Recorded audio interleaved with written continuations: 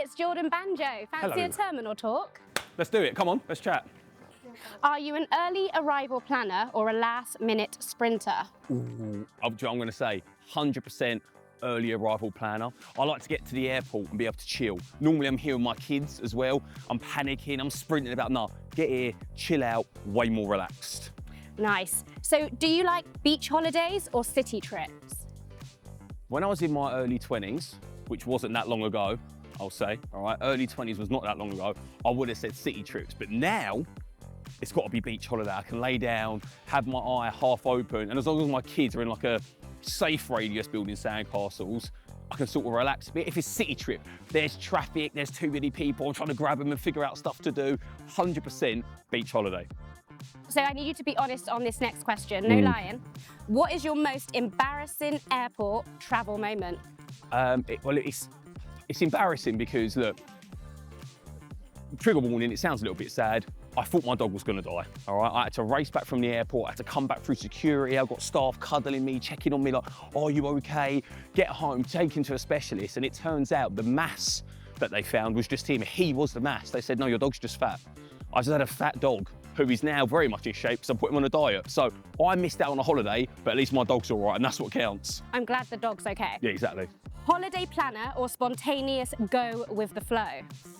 I'm gonna say go with the flow, because if I try and plan any detail, my wife is not gonna be happy. All right, listen, I've got to go through security. I will see you on the other side. Let's go.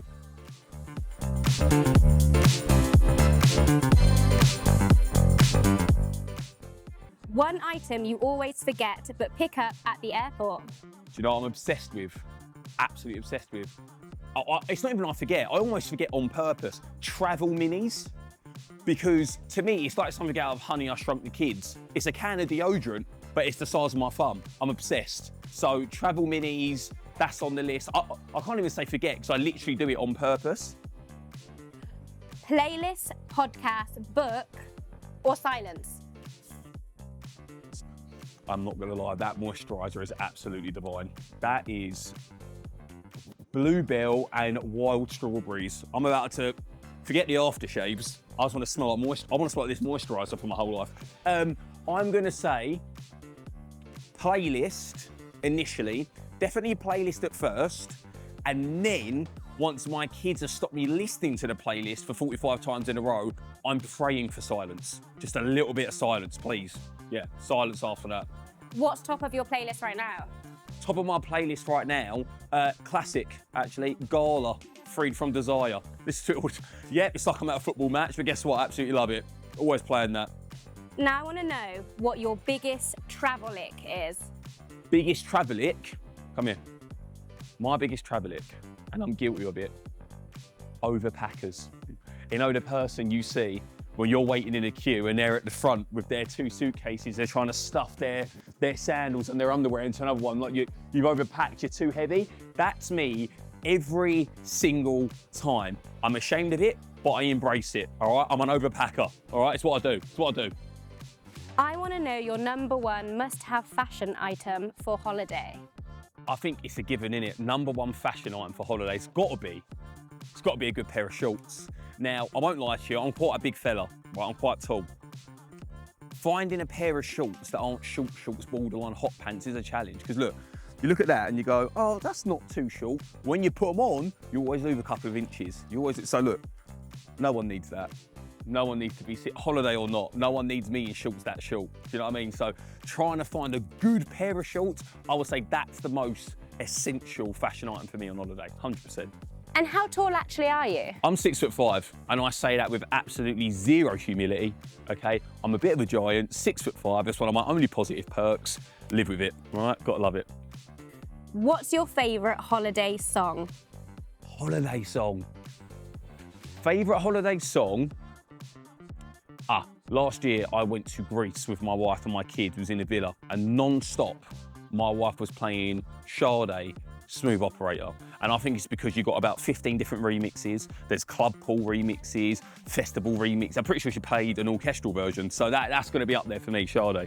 Yeah. Can you show me your favourite, Sade move? Give me an impression. So will I come back at the villa, like around the pool, that type of vibe? Yeah, after a few cocktails. Oh, okay, don't move then. Stay there. Keep your eyes closed, yeah? Smooth operator. Which trip do you wish you could relive for the first time? Oh, that's a good one, isn't it? But I've got to say my honeymoon. I've got to say my honeymoon because I don't want to get divorced. So I'm going to say honeymoon, and not because of the beautiful service, not because I was on a safari in South Africa, not because the food and the animals, no, but because of my perfect wife. Divorce saved. That answer is 10 out of 10, so yeah, Perfect good one. answer, thank you.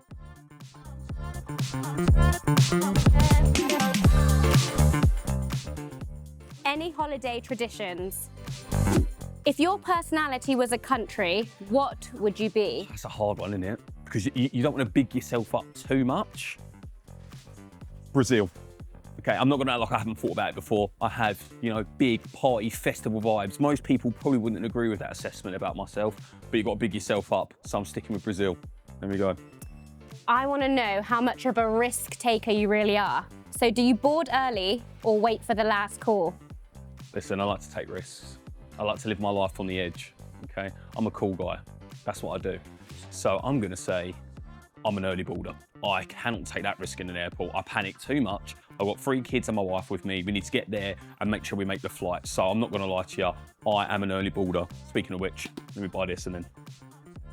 What's your go-to airport meal? See, I've sort of jazzed it up a little bit this time. Normally, any time of the day I'm getting to the airport, guess what? It's some form of a breakfast, all right?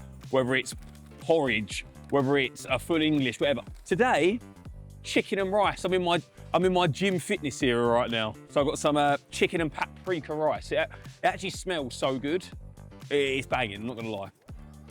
Funniest travel story?